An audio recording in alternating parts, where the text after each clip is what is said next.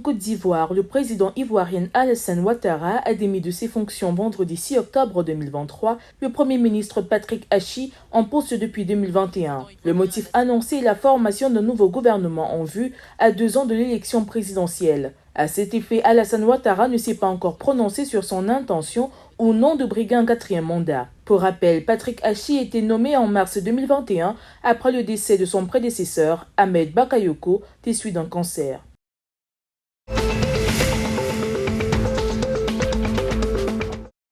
Le Fonds monétaire international FMI a annoncé vendredi 6 octobre être parvenu à un accord en vue du décaissement d'une nouvelle tranche de près de 600 millions de dollars en faveur du Ghana. Cet accord sera soumis à l'approbation de la direction du FMI et du conseil d'administration et l'enveloppe portera à environ 1,2 milliard de dollars, le montant déjà débloqué dans le cadre d'un programme d'aide financière d'une valeur totale de 3 milliards de dollars sur 36 mois, programme décidé en mai 2023. Les autorités du FMI saluent les efforts du Ghana à travers les politiques macroéconomiques exécutées.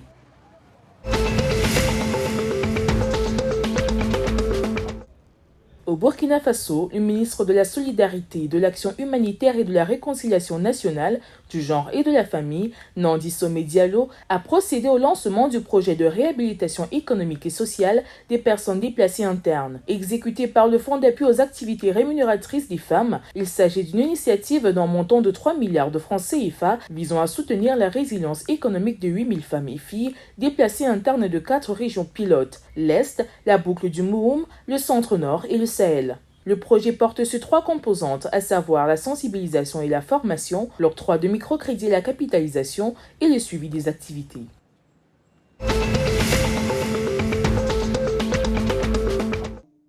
Au Togo, le gouvernement a signé jeudi 5 octobre une convention d'un montant de 10 milliards de francs CFA avec la Banque arabe pour le développement économique en Afrique, BADEA, en faveur des petites et moyennes entreprises. L'entente a été scellée à l'ouverture du Forum des champions des PME africaines, Africa SME Champions Forum, que le Togo abrite pour 2 jours. L'enveloppe s'accompagne d'un second financement de 200 millions de francs CFA destiné à l'assistance technique des PME, selon le ministre de l'Économie, à l'issue de la signature.